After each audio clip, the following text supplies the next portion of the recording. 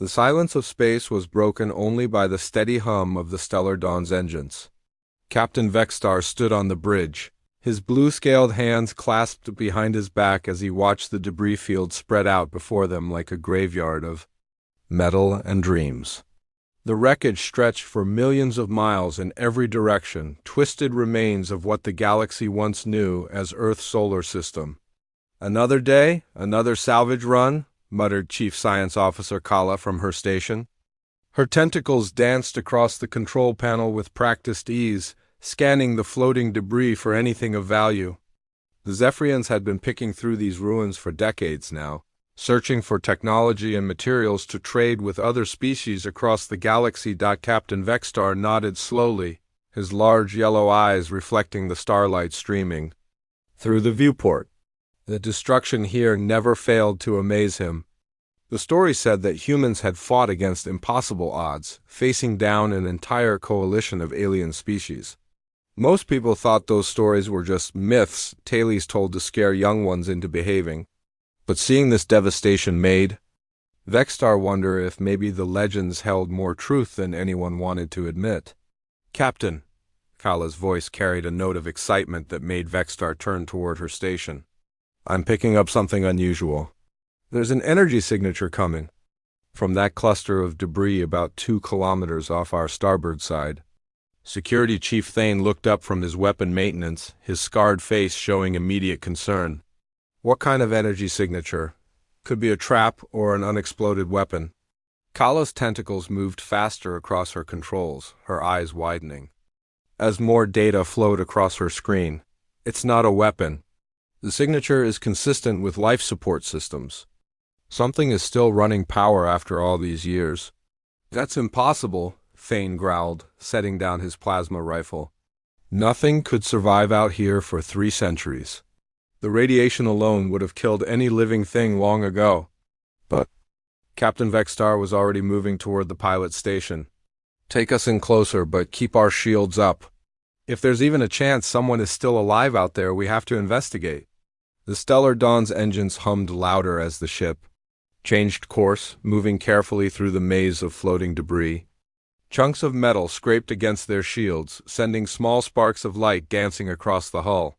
As they drew closer to the energy source, their sensors began to paint a clearer picture of what lay ahead. "Captain," Kala's voice was barely above a whisper. "It's a ship, small single-occupant design. The hull is badly damaged, but the core systems are still functioning, and there's definitely a life sign inside." Through the viewport, they could see it now. The vessel was sleek and angular, built for speed rather than comfort. Its hull was scarred by centuries of micrometeor impacts and radiation exposure, but it held together with the stubborn determination that humans were famous for. Along the side, faded letters spelled out a name that made Vexstar's blood run cold: UES Valiant. "A human ship," Thane said, his voice heavy with worry. "Captain, I strongly advise against boarding that vessel. The stories about humans, their unpredictability, their violence, we should leave this alone." But Kala was already running deeper scans, her excitement growing with each passing moment. The life support system is centered around what appears to be a cryogenic chamber. Someone is actually in there, in deep hibernation. After all this time, they're still alive. Captain Vexstar stared at the human ship, weighing his options. Every species in the galaxy had heard stories about humanity. They were said to be monsters in the shape of thinking beings, creatures that killed for sport and conquered for pleasure. The hegemony had painted them as demons that needed to be destroyed for the good of all civilized life. But they were also said to be brilliant and brave, fighting impossible odds to protect what they loved. The fact that this one had survived for 3 centuries in the cold darkness of space spoke to a strength of will that few species could match. "Bring the ship into our cargo bay," Vexstar decided. "Use the tractor beam, but be gentle. If someone has been sleeping for 300 years, waking up is going to be shock enough without us damaging their ship in the process." Thane's objections were immediate and loud. "Captain, this is madness. We know nothing about human psychology or biology. What if this one wakes up violent? What if it tries to take over our ship? Then we'll deal with that problem when it happens. Vexstar replied firmly. But I won't leave a living being to die in the darkness, no matter what species they belong to. Prepare the medical bay and tell Dr. Nira to ready the revival equipment. The process of bringing the human ship aboard took nearly an hour. The Valiant was smaller than it had appeared on their sensors, designed for a single occupant on what must have been intended as a one-way journey. As the cargo bay doors sealed shut and atmosphere was restored, the away team prepared to board the mysterious vessel. Dr. Nira led the group, her medical equipment humming softly as she scanned the ship's hull for signs of contamination or danger. The radiation levels are within acceptable limits, she reported through the comm system. The ship's shielding held up remarkably well considering how long it's been drifting out there. The airlock opened with a soft hiss, revealing the cramped interior of the human ship. The walls were lined with equipment that none of them recognized, built with the angular efficiency that seemed to characterize human technology. But their attention was immediately drawn to the center of the cabin, where a large cylindrical chamber dominated the space. Through the clear aluminum viewing port they could see him. The human was young by the standards of most species, probably. No more than 30 Earth years. His skin was pale from the long sleep, but his vital signs showed strong and steady on the chamber's displays. Dark hair framed a face that looked peaceful in hibernation, almost innocent. The cryogenic systems are incredibly advanced, Dr. Nira whispered as she ran her scanners over the chamber. This technology is beyond anything I've seen. The cellular preservation is perfect, as if he just went to sleep yesterday instead of 3 centuries ago. Kala was examining the ship's computer systems, trying to access whatever records might still be intact. The data storage is heavily damaged, but I'm getting fragments. His name appears to be Jake Morrison, lieutenant in something called the Earth Defense Corps. Most of the military records are corrupted, but there are references to some kind of special program. Special program? Thane asked, his hand moving instinctively toward his weapon. I can't tell, Kala replied, frustration clear in her voice. The files are too damaged. But whatever this program was, it was highly classified. There are encryption layers here that I've never seen before.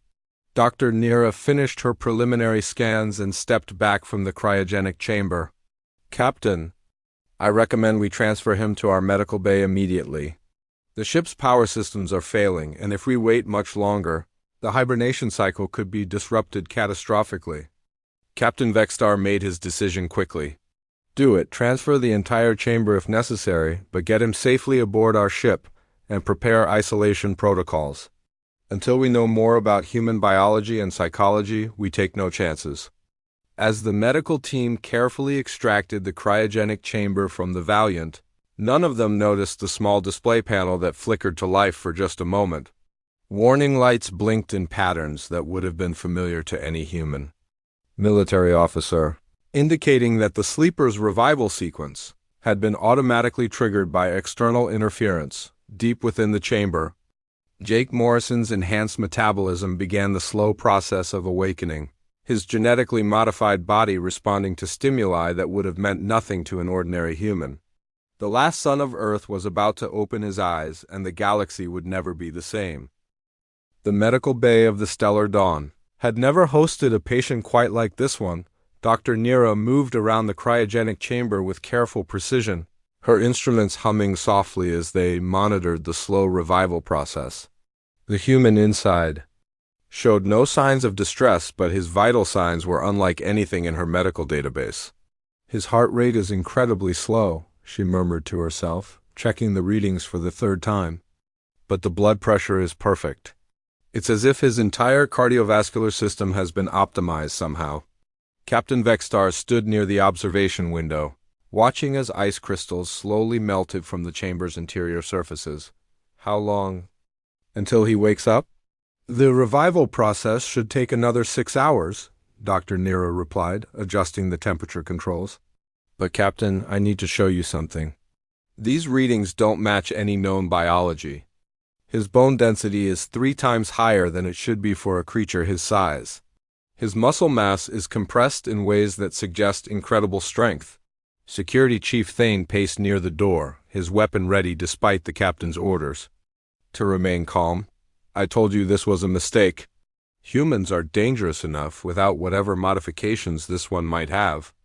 The chamber's display panel flickered, showing that the internal temperature had reached the proper level for awakening. Dr. Nira moved to the control station, her hands steady despite her nervousness. Beginning final revival sequence now. Soft hiss filled the room as the chamber's seal broke. Warm air rushed in, carrying with it the scent of recycled atmosphere and something else. Something that made Thane's nostrils flare with instinctive alarm. It smelled like a predator's den. Jake Morrison's eyes opened slowly, blinking against the soft medical lighting. For a moment, he simply lay still, taking in his surroundings with the careful attention of someone trained to assess threats. His gaze moved from the ceiling to the walls, noting the alien design and unfamiliar technology. "Hello," Dr. Nira said softly, keeping her voice calm and non-threatening. "You're safe. We found your ship drifting in space and brought you aboard our vessel." Jake turned his head toward her voice, and the alien crew got their first clear look at human eyes. They were blue-gray, like storm clouds over an ocean, and they held an intelligence that was both sharp and calculating. When he spoke, his voice was rough from the long sleep, but perfectly controlled. "How long was I out, and what happened to Earth?" The directness of the question caught them off guard. Most beings who woke from medical emergencies were confused and disoriented. This human was asking tactical questions within seconds of consciousness. Captain Vexstar stepped forward, choosing his words carefully. "You've been in hibernation for approximately 300 Earth years. As for your homeworld, I'm afraid I have difficult news." Jake's expression didn't change, but something shifted in his eyes. "Earth is gone." "Yes," Vexstar confirmed. "The historical records indicate that your species fought against the Hegemony Coalition. The war lasted 7 years, but ultimately your homeworld was destroyed." For a long moment, Jake said nothing. He simply stared at the ceiling, processing information with a calmness that unnerved his alien observers. When he finally spoke again, his voice carried no emotion at all. "All of them? As far as we know, yes. Humanity is considered extinct. You may be the last of your kind." Jake nodded once, as if confirming something he had already suspected. "I need to see your historical databases. Everything you have about the war, the hegemony, and what's happened since." Dr. Nira checked her medical scanner, frowning at the readings. "You should rest. Your body has been through tremendous stress. Most beings need weeks to recover from extended hibernation." Not most beings," Jake replied, sitting up in the chamber with fluid grace. The movement should have been impossible for someone who had been unconscious for centuries, but he showed no signs of weakness or disorientation. Thane's hand moved to his weapon. "Stay where you are, human. Until we understand your intentions, you remain under medical supervision." Jake's gaze shifted to the security chief, and for a moment the temperature in the room seemed to drop. "I'm not a prisoner, am I?" "Of course not," Captain Vexstar said quickly, shooting a warning look at Thane. "You're our guest. But surely you understand our caution.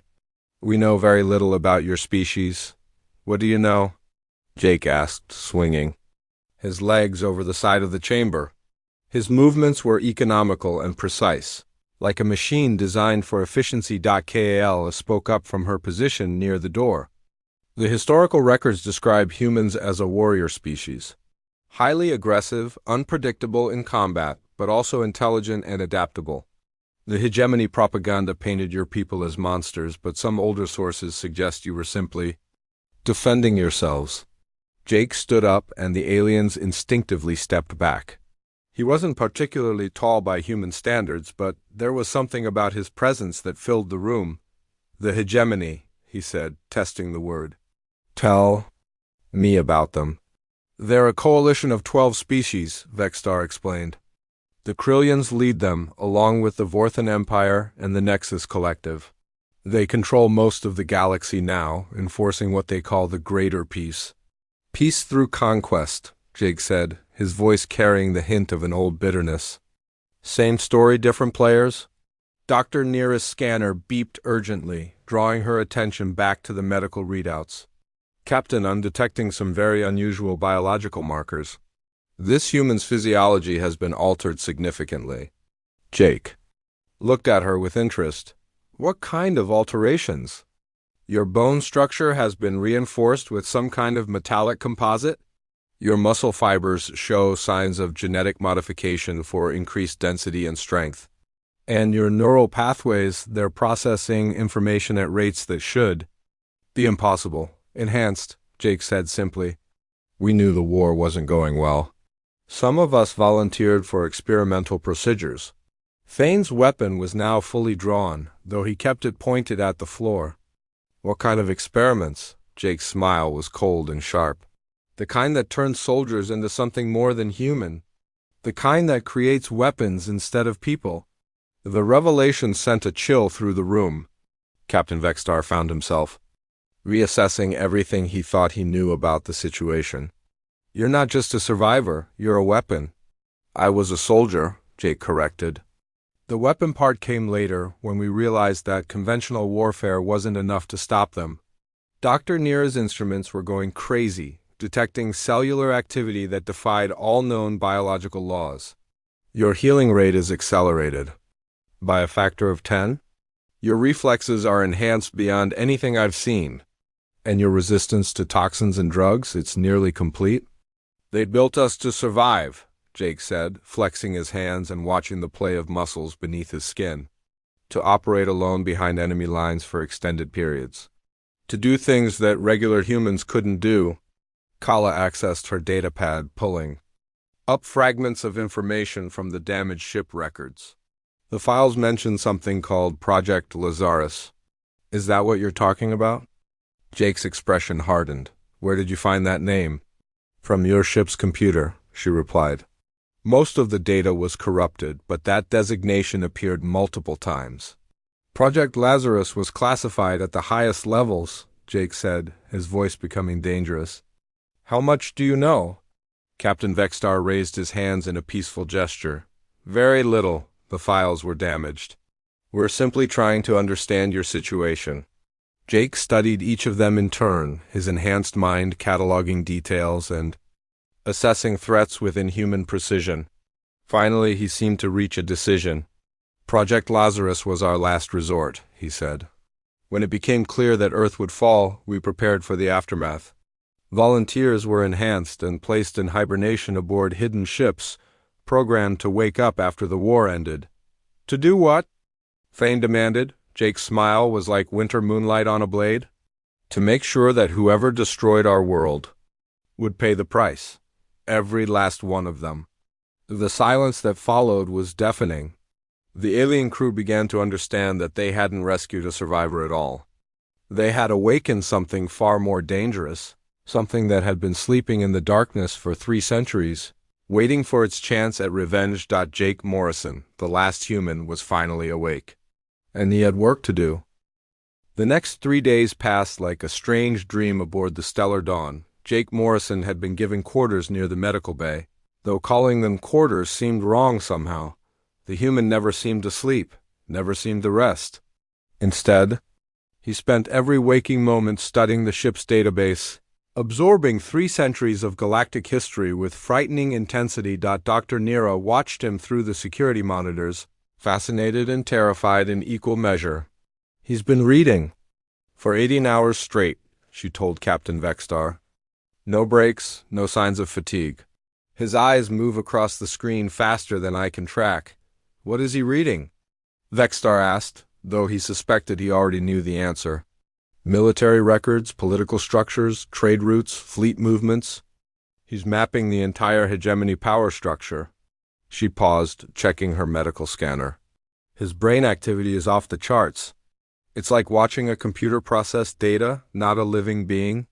In his quarters, Jake sat perfectly still in front of the display screen, his enhanced mind cataloging every piece of information. The Krillians had grown stronger since Earth's fall, expanding their territory by 40%. The Nexus Collective controlled the trade lanes. The Vorthan Empire had built massive shipyards in the Outer Rim systems. Each fact was filed away, analyzed and cross-referenced with tactical possibilities. The door chimed softly, and Kala entered with a datapad in her tentacles. "I thought you might want to see this," she said, setting the device on the table beside him. "We found more fragments from your ship's computer." Jake glanced at the pad, his eyes scanning the recovered data in seconds. Most of it was corrupted, but one file remained partially intact. It was a personnel roster from Project Lazarus, listing 43 names with their assigned ship designations and target sectors. 43 of us, Jake said quietly. All launched in different directions, all programmed to wake up when the time was right. "Are there others like you out there?" Kala asked, unable to hide her curiosity. If their ships survived, yes. "We?"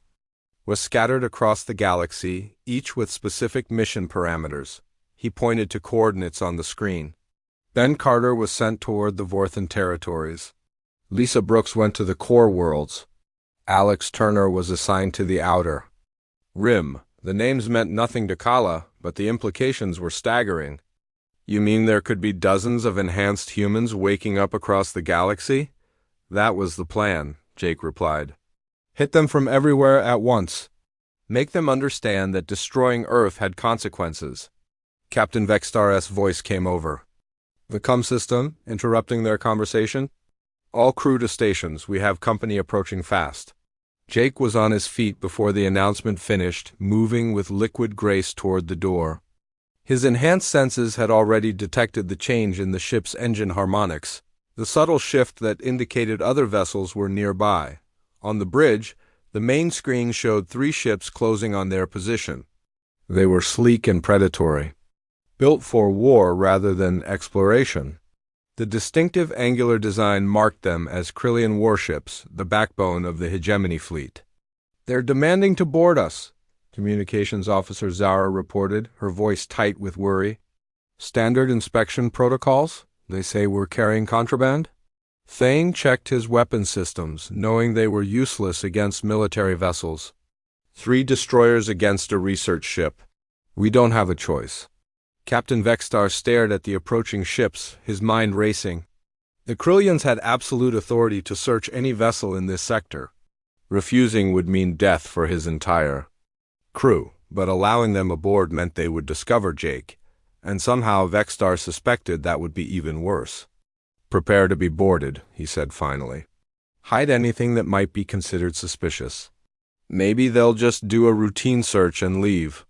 In the corridor outside the bridge, Jake listened to every word through the ship's internal communication system. His enhanced hearing picked up details that the aliens missed, the particular engine signatures of Kryllian destroyers, the standard tactical formation they used for boarding operations, the likely number of soldiers they would send aboard.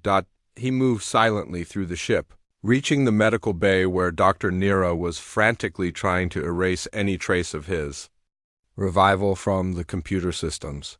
"Don't bother," he said, making her jump. "They'll find evidence no matter what you do." "Kryllians are thorough. What are you going to do?" she asked, her voice barely a whisper. Jake's expression was calm, almost peaceful, what I was trained to do. The boarding pods attached to the Stellar Dawn's hull with metallic thuds that echoed through the ship. 12 Kryllian soldiers came aboard, their scaled hides gleaming under the corridor lights. They were tall and powerfully built, with razor-sharp claws and teeth that could tear through metal. Each one carried plasma weapons that could cut a human in half. Their commander was a scarred veteran named Skarks, a warrior whose reputation for brutality was known throughout the hegemony. He had been present at the final battle for Earth, one of the boarding specialists who had helped destroy humanity's last defense stations. "Zephyrians," he growled, his voice like grinding stone, "you will submit to search protocols. Any resistance will result in immediate termination." Captain Vextar bowed his head respectfully. "Of course, Commander. We're a simple research vessel. We have nothing to hide." Skarks's cold yellow eyes swept the bridge, taking in every detail. "That remains to be seen. Spread out. Search every compartment. I want to know what these scavengers have been collecting in the debris fields. The Krillian soldiers moved through the ship with military precision, their weapons ready for trouble. They found nothing unusual in the cargo holds or crew quarters, but as they approached the medical bay, one of them stopped suddenly. "Commander," the soldier called. "I'm detecting an unusual scent, something I've never encountered before." Skarks joined his subordinate, his nostrils flaring as he tested the air. His eyes widened as recognition dawned.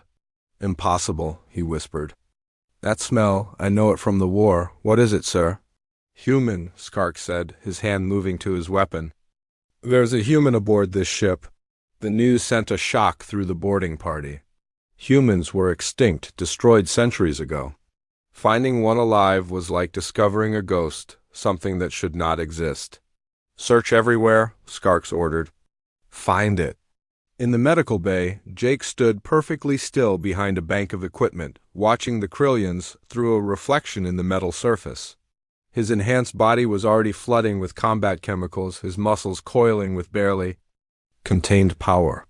The scent that had given him away was the same one that had marked his species as apex predators, the smell of a killer waiting to strike. The first Krillian soldier entered the medical bay cautiously. His plasma rifle raised and ready, he moved between the examination tables and monitoring equipment, checking every possible hiding place. As he passed the equipment bank where Jake waited, the human moved. What happened next defied everything the Krillians thought they knew about combat. Jake's hand shot out like a striking snake, clamping over the soldier's mouth before he could cry out. His other hand found the base of the alien's skull, and with a twist that no unenhanced human could have managed, he broke the warrior's neck with a sound like snapping wood. The Krillian fell silently, his weapon clattering to the floor. Jake caught it before it could make noise, his enhanced reflexes allowing him to move with impossible speed and precision. He could hear the other soldiers calling to their fallen comrade, their voices growing concerned as he failed to respond. Jake smiled, and for the first time since his awakening he felt truly alive. The genetic modifications, the psychological conditioning, the months of brutal training, it was all coming together like pieces of a perfect machine. He was what humanity had created in its final desperate hour, a weapon designed to kill the galaxy's finest warriors. The hunt was about to begin, and Jake Morrison was no longer the prey. He was death itself, awakened from 3 centuries of sleep and ready to remind the hegemony why they had feared humanity in the first place. "Commander." Skarks would soon learn that some extinct species could still bite. The silence in the medical bay lasted only seconds before Commander Skarks realized something was wrong. His soldier had been checking that section for too long without reporting back. The veteran warrior's instincts, honed by decades of combat, told him that death was stalking his boarding party. "Report, soldier," Skarks growled into his unit. Only static answered him. Jake moved through the ship's ventilation system with the fluid grace of a predator born to hunt in confined spaces. His enhanced body fit through openings that would have trapped a normal human, and his modified muscles allowed him to move without making a sound. The Krillians below had no idea that death was crawling above their heads, on the bridge. Captain Vexstar watched the security monitors with growing horror. The readings showed 11 Krillian life signs moving through his ship, but somehow he knew that number was about to start dropping.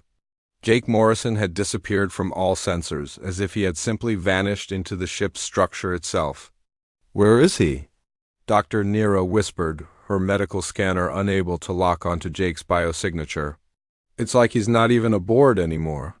Thane checked his weapon for the 10th time, knowing it would be useless against either the Krillians or the human. Maybe that's for the best. Let them fight each other. Maybe we'll survive what comes next. In the lower corridor, 2 Krillian soldiers moved side by side, their plasma rifles sweeping left and right as they searched for their missing comrade. They were experienced warriors, veterans of a dozen conquest campaigns, but nothing had prepared them for hunting something that had been designed specifically to kill their kind. The ceiling panel above them shifted slightly, just enough to let a single drop of condensation fall. One of the soldiers looked up just as Jake dropped from the ventilation shaft like a falling shadow. The human's feet struck the first Krillion's shoulders, driving him to the deck with bone-crushing force. Before the second soldier could react, Jake's stolen plasma rifle fired once. The energy beam cutting through scaled armor like it was paper. Both aliens were dead before they hit the floor. Jake was already moving, flowing through the corridor like water, finding the fastest path downhill. His enhanced senses mapped the ship around him, tracking the remaining Krillions by their heartbeats, their breathing, even the electrical signatures of their weapons. Commander Skarks felt his blood run cold as another of his soldiers failed to check in. 9 left, and something was picking them off one by one. He had fought humans during the war, knew their reputation for cunning and brutality, but this was different. This felt like being hunted by a machine that wore flesh instead of metal.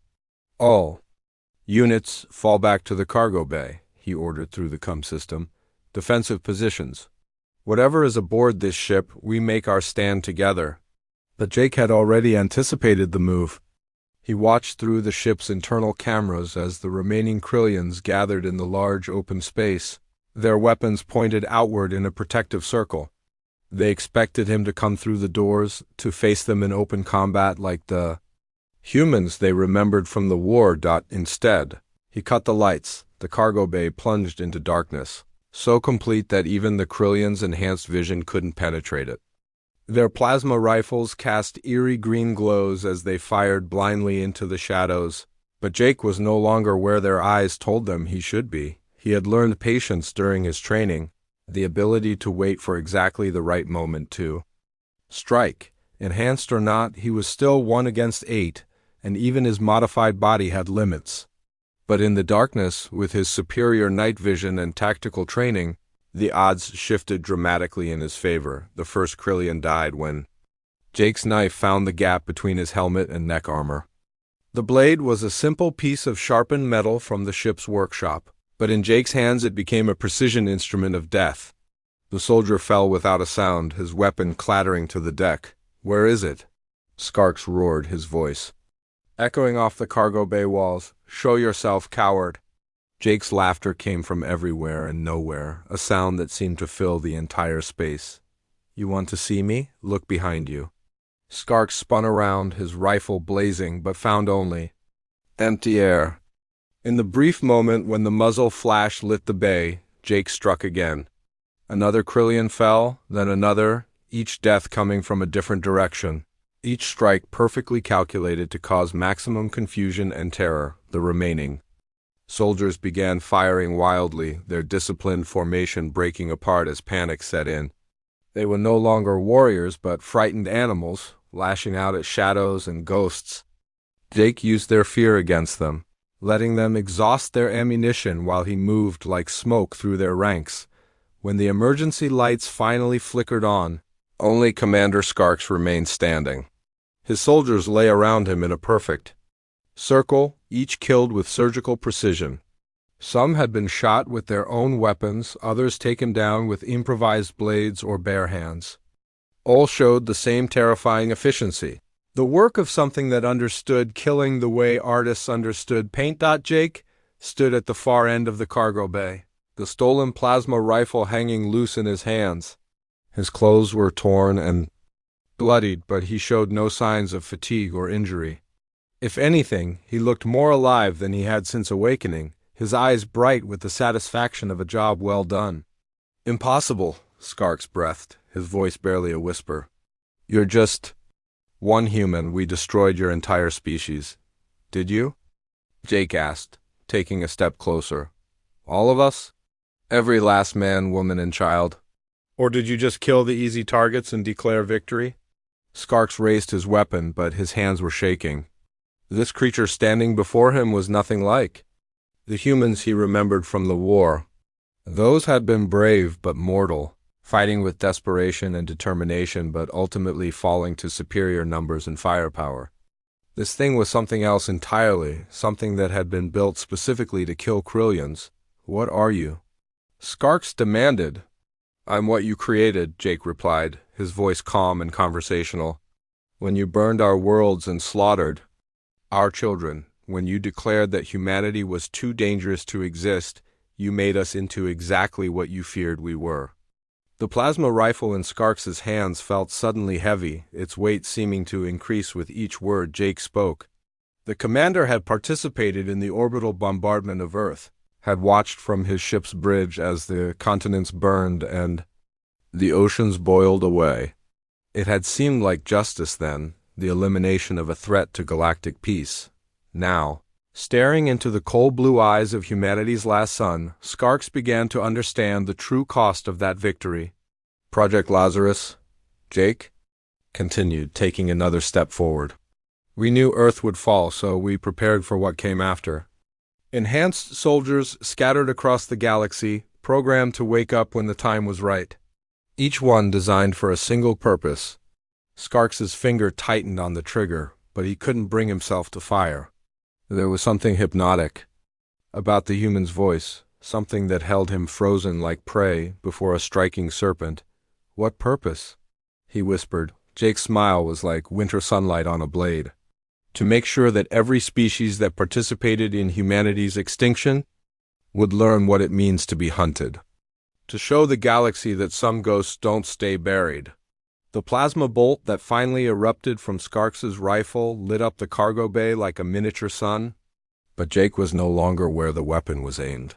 He moved like liquid lightning, closing the distance between them in a heartbeat. His hand closed around Skarks's throat, lifting the larger alien off his feet with impossible strength. "You should have finished the job when you had the chance," Jake said, his voice barely above a whisper. "Now it's too late." The sound of breaking bone echoed through the cargo bay, followed by silence so complete it seemed to press against the walls. Jake let the commander's body fall to the deck, then turned toward the security camera he knew was watching. Captain Vexstar and his crew stared at the monitor in stunned silence, realizing that everything they thought they knew about their passenger had been wrong. They hadn't rescued a survivor from an ancient war. They had awakened humanity's final weapon, and it was ready to begin its work. The cargo bay felt like a tomb as Jake walked among the bodies of the Krillian boarding party. His enhanced hearing picked up the rapid heartbeats of the Zephian crew watching through the security cameras, their fear so strong he could almost taste it in the recycled air. He understood their terror. They had witnessed something that shouldn't exist. A ghost from a dead species that killed with the precision of a machine. Captain Vexstar found the courage to speak first, his voice coming through the comm system. With forced steadiness, "Jake, please report to the bridge. We need to talk." Jake looked up at the nearest camera, his blood-stained face showing no emotion. "Clean up the bodies first. Space them with the rest of the debris. The Krillian fleet will be expecting their boarding party to return soon." "What about their ships?" Thane asked, his security training overriding his fear. 3 destroyers are still out there." "They won't attack," Jake replied, wiping blood from his hands with a piece of torn fabric. "Not immediately. Krillian protocol requires them to wait for the all-clear signal before taking hostile action. That gives us maybe 6 hours before they realize something went wrong."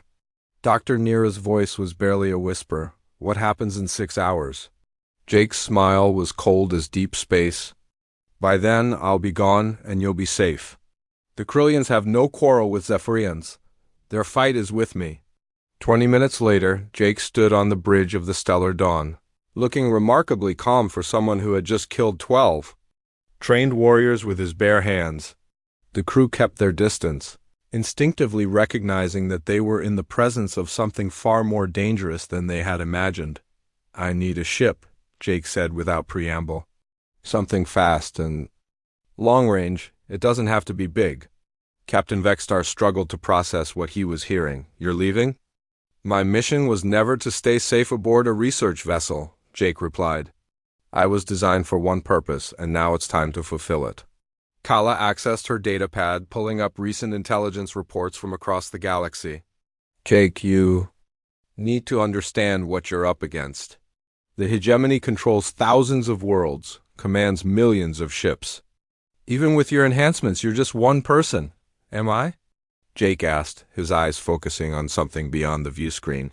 "Remember the personnel roster from my ship?" 43 enhanced soldiers scattered across the galaxy. The attacks have already begun. He gestured to Kala's datapad and she reluctantly handed it over. Jake's fingers moved across the screen with inhuman speed, pulling up news reports and military dispatches from across hegemony space. The pattern was there for anyone who knew how to look for it. Vorthan Supply Depot destroyed by unknown saboteur. 3 days ago, Jake read aloud. Nexus trade convoy ambushed in the Outer Rim, no survivors. Kryllian military base on Zarian Prime suffered catastrophic systems failure, entire garrison eliminated. Dr. Nira peered at the reports, her medical mind trying to make sense of the data. These incidents are spread across half the galaxy. How could one person be responsible for all of them? Not one person, Jake corrected. 43 people, each enhanced beyond normal human limits, each targeting a different aspect of hegemony power. We were designed to work independently, but strike simultaneously, death by 1,000 cuts. The realization hit Captain Vexstar like a physical blow. You're not just seeking revenge. You're trying to destroy the entire hegemony. They wanted to eliminate humanity because we were too dangerous to exist, Jake said, his voice carrying 3 centuries of cold fury. Now they get to learn exactly how dangerous we really were. Thane checked his weapon systems, though he knew they would be useless against someone like Jake. This is madness. You'll start a galactic war. The war never ended, Jake replied. It just went quiet for a while. But now humanity's final gambit is in play, and the hegemony is going to pay the price for thinking they could commit genocide without consequences. Jake moved to the navigation console, his enhanced mind already calculating flight paths and target priorities. The Kryllian home system was heavily defended, but their industrial colonies were more vulnerable. The Vorthan Empire relied on automated defense networks that could be turned against them with the right knowledge. The Nexus Collective had grown soft and complacent during 3 centuries of unchallenged dominance. There's a maintenance shuttle in your cargo bay, he said to Captain Vexstar. I'm going to need to borrow it. Where will you go? Dr. Nira asked, her scientific curiosity overcoming her fear. Jake's smile was like looking into the heart of a dying star. Everywhere the hegemony has 12 member species. Each one participated in humanity's destruction. Each one owes a debt that can only be paid in blood. He paused at the navigation display, his finger tracing lines between star systems with the precision of a military strategist. The Kryllians will be first. They led the assault on Earth, so they get to be the example for everyone else. Captain Vexstar realized that he was witnessing the beginning of something that would reshape the galaxy. This one human, this last survivor of a dead species, was about to unleash a campaign of revenge that would make the original war look like a minor skirmish. Jake, he said desperately, there has to be another way. Not everyone in the hegemony supported the war. There are innocent people on those worlds. Were there innocent people on Earth? Jake asked, his voice never changing tone. When they burned our cities and poisoned our oceans, did they spare the children? Did they show mercy to the elderly and defenseless? The bridge fell silent. Everyone knew the answer. The hegemony's assault on humanity had been total and merciless, designed to ensure that no human would ever again threaten galactic peace. I don't expect you to understand, Jake continued, transferring star charts to a portable data unit. You're not human. You didn't lose everything you ever cared about? But I want you to remember something when the reports start coming in from across the galaxy. He turned to face them, and for a moment they saw past the enhanced soldier to the man underneath, the last son of a murdered world carrying the weight of an entire species' final wish. We tried to surrender, he said quietly. At the end, when Earth's defenses were failing and our fleets were broken, we sent envoys to negotiate. We offered to relocate to uninhabited worlds, to limit our population, to submit to whatever restrictions they demanded. The hegemony's response was orbital bombardment. Jake picked up the data unit and headed for the door. They wanted to make sure that humanity could never threaten anyone again. Well, they got their wish. After I'm done, there won't be enough of them left to threaten anyone either. As he reached the threshold, Captain Vexstar called out one last time, "What about us? What happens to the Zephyrians who helped you?" Jake paused without turning around. "You'll be safe. Send a message to all Zephyrian vessels to avoid hegemony space for the next few years. What's coming won't be pretty, and I'd hate for innocent people to get caught in the crossfire." With that he was gone, leaving behind only the echo of his footsteps and the growing certainty that the galaxy was about to change forever. 6 hours later, as the Krillian destroyers finally realized their boarding party was never coming back, the maintenance shuttle cleared the debris field and vanished into hyperspace. Jake Morrison, the last human, was finally free to begin the work he had been created for across the galaxy. Other sleeper ships registered the beginning of operations. Enhanced soldiers who had dreamed of revenge for 3 centuries began to wake up, each one carrying orders that would remake the stars themselves. The hegemony had wanted to eliminate humanity's threat to galactic peace. Soon, they would learn that some threats are worth fearing, and that extinction cuts both ways. The last war was about to begin, and this time, humanity intended to win.